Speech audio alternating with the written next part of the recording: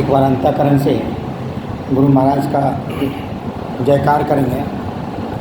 बोलिए प्रेम से श्री सद्गुरु महाराज की जय। श्री सद्गुरु महाराज की जय। श्री सद्गुरु महाराज की जय। मंगल मूर्ति सद्गुरु मिलवै सर्वदा, मंगलमय मंगल करना बिनवौ बारंबार। ज्ञान उदय ज्ञान घन सतगुरु शंकर रो, नमः नमः बहुभारे सकल सुपूजन भो।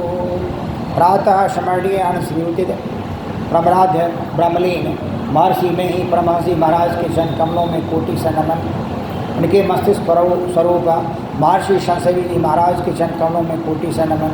उसके हृदय स्वरूप महर्षि साई स्वामी जी महाराज के चरण कमलों में कोटि से नमन और अन्य महात्माओं के चरण कमलों में कोटि से नमन।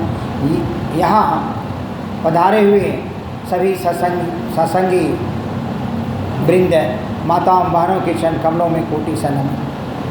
आज सत्संग योग में जो पाठ हुआ कि गुरु अगर वह सदाचारी नहीं है तो ऐसे गुरु को जब भी हमें समझ में आए कि यह सदाचार के मार्ग पर नहीं चल रहा है तो ऐसे गुरु से हमें अलग रहना चाहिए। और हमारे उत्तम बाबू बड़ा बढ़िया रामचरितमानस में बताए कि जो जीव जिस संग का आचरण करता है उस जीव का गुण उस जीव में आता है और वह आगे की ओर अग्रसर होता है।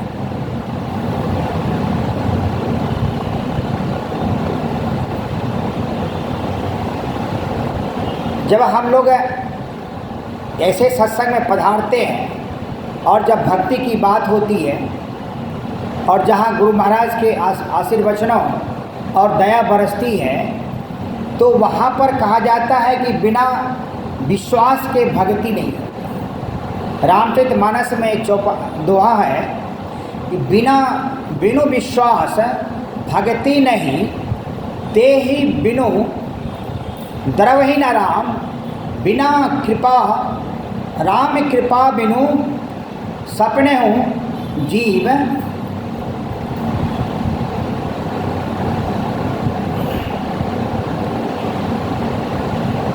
कि उसका अर्थ है कि जब हम जैसे बिना विश्वास के भक्ति नहीं, तो जब तक हम विश्वास नहीं करेंगे अपने गुरु महाराज में अपने भक्ति में तो हमें भक्ति नहीं प्राप्त होगी। और ते ही बिनु और उसके भक्ति के बिना गुरु महाराज की कृपा और दया नहीं बरस सकती है। कहता है कि गुरु महाराज के कृपा के बिना सपनों में भी सुख का अनुभूति नहीं हो सकती है। तो हमें सबसे पहले जब तक हम विश्वास नहीं करेंगे हम अपने गुरुदेव पर तो भक्ति नहीं हो सकती। और जब तक भक्ति नहीं होगी तो गुरुदेव का कृपा हम पर नहीं बरस सकती। और यह भी कहा गया है कि बिना राम के कृपा से, बिना गुरु के कृपा से सपनों में भी आप सुख और शांति आपको मिल नहीं सकती। तो जब सपनों में भी सुख और शांति नहीं मिल सकती है तो राम की कृपा पाने के लिए हमें क्या करना चाहिए? गुरु पर विश्वास करना चाहिए। और अभी जैसे हम लोग जीवन में या जो सांसारिक जीवन होती है कभी कभी लोग भ्रम में पड़ जाते हैं और कहीं हम चलते हैं और अंधेरे में कहीं अगर रस्सी अगर गिरा हुआ हो तो एक उसको सर्प समझ लेते हैं। तो ये भ्रम हो जाता है हमें और कभी कभी हम डर भी जाते हैं। और कभी हम देखते हैं कि कोई व्यक्ति एक पत्थर को भगवान मान लेते हैं तो उससे भी उनको ज्ञान प्राप्त होता है। तो इतने जो हमारे गुरुदेव महान हैं और उस पर अगर हम विश्वास न करें तो फिर हमारा जीवन जो है वह दुर्लभ और दुख से भरा होगा। तो हम लोग अपने गुरु महाराज पर विश्वास करें और तल्लीनता से उनके जो बताए हुए जो साधन हैं उनको करें। एक लघु कथा के द्वारा हम गुरु और शिष्य का हम चर्चा करेंगे। अभी कहा जाता है बहुत प्राचीन काल में बनारस में एक गुरु और शिष्य रहा करते। तो वह एक बार भ्रमण करने के लिए गुरु और शिष्य दोनों निकले, बोला काशी चला जाए।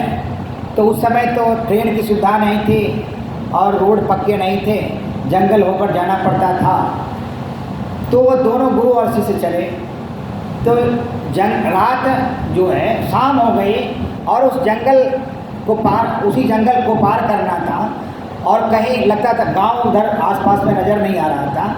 फिर किसी तरह से भगवान की कृपा से गुरु और शिष्य उस जंगल को पार किए और जंगल पार करने के बाद एक गांव दिखा। उस गांव में एक झोपड़ी थी। शुरू में ही गुरु ने निर्णय लिया कि इसी झोपड़ी में विश्राम देखते हैं, अगर विश्राम मिल जाए तो इसी विश्राम रात भर कर लेंगे और सवेरे उससे से निकल जाएंगे। तो वह शिष्य को आज्ञा दिया कि भाई झोपड़ी में जो रहने वाले लोग हैं उस दरवाज़ा को तुम खटखटाओ। तो दरवाज़ा खटखटाने के बाद वहाँ के जो उस झोपड़ी के जो स्वामी थे वह निकले और गुरु और शिष्य को दोनों जो है अंदर बुलाए और बड़ी आव भगत से उनको सम्मान दिए और उनका बिछावन भी किए और विश्राम करने के लिए कहा। और उसी दरमियान में उनसे बात होती है गृह स्वामी से। गुरु जी पूछते हैं कि भाई आप तो इतना लगते हैं कि आपका जो है झोपड़ी है, झोपड़ी से लगता है कि आप अमीर आदमी नहीं हैं, बड़े गरीब आदमी हैं, लेकिन आपका दिल बड़ी उदार है, क्या बात है, क्या कारण, ऐसा क्या कैसे है? तो कहा ऐसा क्यों है कि इतना दिल उदार रहने वाला का व्यक्ति जो है वह दरिद्रता में क्यों जी रहा है, ऐसे झोपड़ी में क्यों रह रहा है? तो वह बोले कि महाराज जी, ये जो हमारा जो गांव देख रहे हैं, हमको बहुत सारी ज़मीन है, लेकिन वह ज़मीन बंजर है, वो बचता नहीं है गुरुदेव। और एक हमारे पास भैंस है, उपजा नहीं पाते हैं और भैंस का जो है हम दूध बेच करके अपना जीवन निर्वाह करते हैं। और फिर बात हो गई और फिर विश्राम करने लगे। रात में गुरुदेव जो है उस शिष्य को उठाया, कहा कि चलो अब इस झोपड़ी में रहना नहीं है, इससे चल जाए। और मध्य रात्रि में ही गुरु महाराज की कृपा हुई और कहा क्या कि चलो अब इस झोपड़ी में रहेंगे नहीं, चल देते हैं, स्वामी को बताना नहीं है, चलो जो हम कहते हैं वहीं करो। कहा कि चलो इसका भैंस खोल, अब भैंस खोल के चलो। देखिए कितना बड़ा ये दुराचारी काम है गुरु के लिए कि वह भैंस खाना भी खिलाया, आश्रम वो आश्रय भी दिया और उसी का भैंस खोल का चलो भैंस खोल के चलो। अब शिष्य जो है उस गुरु के उस रूप को कभी देखा नहीं था, बड़ा मन में करा था गुरुदेव अच्छा काम नहीं करते, ये सही आपने कहा हमसे काम न करवाइए और आप भी काम मत कीजिए, इसका इतना बेचारा बढ़िया से सेवा किया है, रहने के लिए दिया है, इसका भैंस मत खोलिए। वो कहा कि हम जो कह रहे जल्दी करो, मतलब अब कुछ बोलो नहीं, मतलब हल्ला गुल्ला मत करो। अब गुरु का आदेश था तो कहा कि तुमको 12 साल के बाद इसका जो है उत्तर मिलेगा, भी नहीं मिलेगा, तुम चलो पर। तो जो है गुरु का बात को काट नहीं सका और गुरु और शिष्य दोनों भैंस को खोल के लेके चला गया। अब क्या हुआ, जब 12 साल तब गुरुदेव को शिष्य को याद आया कि गुरु 12 साल बीत गए उसी तरह से, और कहा कि गुरुदेव आप तो बोले थे क्या कि जो है कि 12 साल के बाद इसका जवाब देंगे, क्यों भैंस का खोले हैं? कहा कि चलो आप उसके यहाँ चलते हैं, तुमको दिखाते हैं कि क्या हुआ है। तो जब वह शिष्य जब उनके पास पहुँचे उसी मालिक के पास, तो देखता है कि झोपड़ी के जगह पर आलीशान मकान बना हुआ है 12 साल में। और उसका स्वामी जब निकला तो वह पहचान ही नहीं पाया, क्योंकि वह उतना पैसा नहीं था, बढ़िया कपड़ा वगैरह पहना नहीं था। अब मकान वगैरह हो गया था, पैसा हो गया तो बढ़िया कपड़ा में देखा। तो जब वह शिष्य उसको बोला कि पहचाने हमको, लेकिन हम वही 12 साल पहले हम आए थे और आपके रात्रि में विश्राम किए थे। कहा हाँ देखिए ना, बड़ा विजन घटना घटी, आप लोग तो रात में विश्राम किए और चले गए और उसके बाद मेरा भैंस भी कोई खोल के लेके चला गया। अब गुरु भी साथ में, उसको पता नहीं चला कि गुरु इसका भैंस ले गया था। तो क्या कहेंगे, उसके बाद अब भैंस भी लेके चला गया, अब मेरे पास कुछ था ही नहीं, क्या करेंगे, मतलब बड़ा दुविधा में पड़ गए, अब खाएंगे क्या, जिएंगे क्या। तो जो बंजर भूमि थी हमारे पास, उसको जोतना शुरू, और उसमें इतना फसल जोतने के बाद इतना फसल हुआ कि हमारे दिन दुनी और रात चौगुनी होती गई, और वह जो है बढ़िया ही हुआ कि जो भैंस खोल के लेके चला गया। तो गुरुदेव उसको शिष्य को बोला, अब समझ में आया तुमको कि क्यों भैंस हम खोले थे। तो गुरुदेव जो है ऐसे कृपा करते हैं, कभी कभी अहित भी करके, और भक्त को इस तरह का संचार करते हैं, इस तरह की बुद्धि और उसको ज्ञान देते हैं कि वह दुख में रहकर भी वह बहुत सुख का अनुभव करता है, और आगे आने वाला समय जो होता है बड़ा ही बढ़िया और बड़े सरल रूप से उनका जीवन चलता है। तो कभी कभी हम लोगों को जो हमारे गुरुदेव हैं, हो सकता है कि हमें दुख की अनुभूति हो, और तो ये समझना नहीं चाहिए कि हम पर गुरुदेव नाराज़ हैं या भगवान हमारे नाराज़ हैं और हमको दुख हो रहा है। तो हमको लगता है कि गुरुदेव जो है वह हमको दुख देकर भी आने वाला समय जो है हमारा कोई हितकारी काम करने वाले हैं, क्योंकि हम गुरुदेव पर विश्वास करते हैं, भक्ति करते हैं, उनकी साधना करते हैं।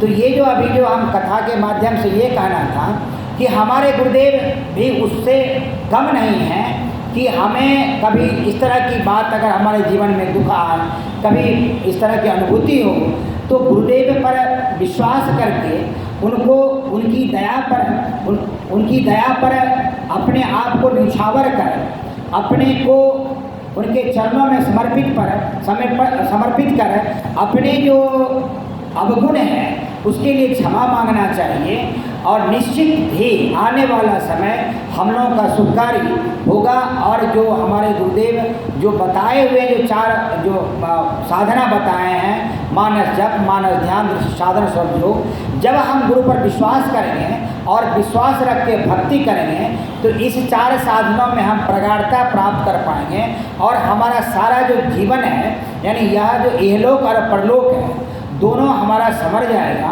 और हम जो जीव हैं उस अंश में मिलकर हम ब्रह्म को प्राप्त कर सकते हैं। और ये जो इस संसार में जो आना और जाना का जो दुख होता है उससे भी छुटकारा मिल जाएगा। तो ऐसे गुरुदेव पर विश्वास कर हमें उनकी बताए हुए साधनों पर उनके बातों को और साधनों को हमेशा करना चाहिए, उनको हमेशा स्मरण करना चाहिए। साथ ही मैं गुरु महाराज से प्रार्थना करता हूँ कि यहाँ जितने भी सत्संगी आए हुए हैं, आज बड़ी है हम लोग भाग्यशाली है दो एतबार से कि कम से कम डॉक्टर साहब का आशीर्वाद मिल जाता है। तो ये बड़ी और डॉक्टर साहब का बड़ा आशीर्वाद रहा है इस साप्ताहिक सत्संग में। तो हम उम्मीद करेंगे गुरु महाराज से, हम प्रार्थना भी करेंगे कि गुरु महाराज हमारे डॉक्टर साहब को कम से कम इसी तरह सप्ताह में पकड़ के यहाँ ले आएँ और उन पर आशीर्वचन बनाए रखें। और जितना भी सत्संगी वृंद हैं जिस भावना से और जिस ध्यान से यहाँ पर आते हैं, हे गुरु महाराज उन पर दया बरसाते रहें, उनको सुख और शांति दें और अपनी कृपा बनाए रखें। इन्हीं शब्दों के साथ मैं अपने वाणी को विराम देता हूँ। एक बार प्रेम से बोलिए, श्री सद्गुरु महाराज की जय, श्री सद्गुरु महाराज की जय, श्री सद्गुरु